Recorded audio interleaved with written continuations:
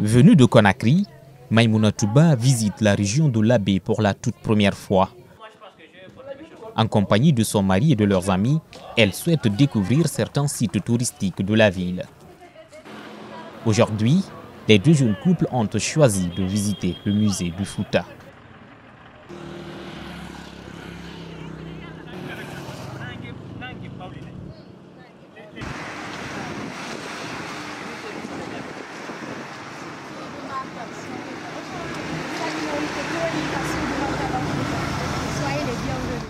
Ils sont accueillis et guidés par Dalanda Telidieng.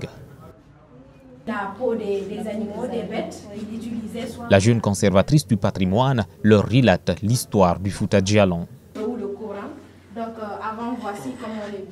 L'État théocratique de 1727 à 1896, la succession des Almamis, Soria et Alfaya à la tête de cet État, les grandes figures politico-religieuses, les piliers fondamentaux de la culture peul que sont la femme, la vache, la foi, la case traditionnelle de la femme peul jusqu'aux activités socio-professionnelles de la région.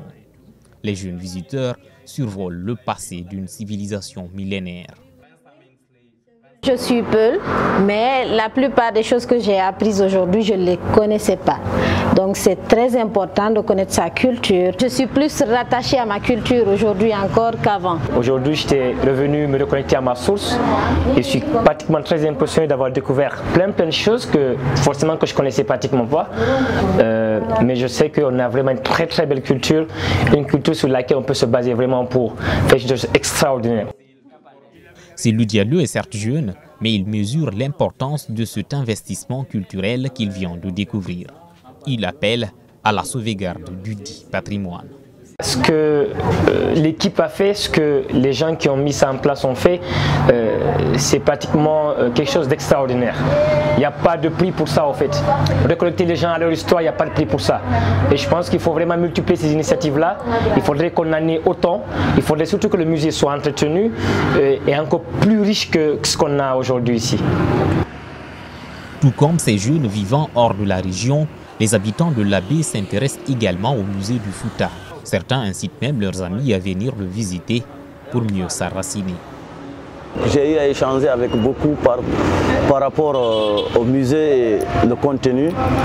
J'ai eu la chance de convaincre quelques éléments, quelques amis. Aussi, ils ont visité le musée. L'intérêt manifesté par les jeunes en faveur du musée du Fouta n'est pas fortuit. C'est le fruit d'une stratégie de promotion initiée par la direction de l'institution. Qu'il s'agisse du club littéraire du musée ou bien du club des amis du musée, même dans le comité scientifique du musée, les jeunes sont présents et se rendent compte qu'ils sont... on attend toujours d'eux qu'ils fassent des propositions qui vont toujours dans le sens de la promotion du patrimoine par et pour les jeunes. Mais malgré ces multiples efforts déployés dans la conservation et la promotion du patrimoine peul, le musée du Fouta est confronté à des difficultés de financement.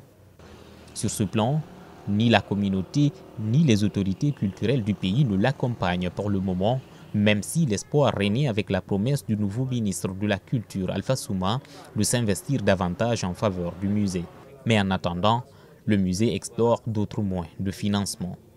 On fait des demandes, on fait des projets, on monte, on envoie aux mécènes, on envoie aux bailleurs de fonds, on envoie aux bonnes volontés. Comme on a décidé nous-mêmes de ne pas croiser les bras, parce que nous avons toujours des activités à mener et avec un temps imparti, nous nous sommes dit qu'il fallait trouver des activités génératrices de revenus. C'est par exemple le service de restauration. Donc le musée est à même de fournir ces petits services-là. Maintenant, ce n'est pas suffisant. Après plus de 20 ans d'existence, le musée du Fouta est devenu une pôle d'attraction pour des touristes des 4 coins du monde. Avant l'apparition de la maladie à virus Ebola en Guinée en 2014 et actuellement avec le Covid-19, il a enregistré près de 2000 visiteurs par an. Aujourd'hui, malgré la baisse de la fréquentation, la direction s'adapte pour faire fonctionner le musée.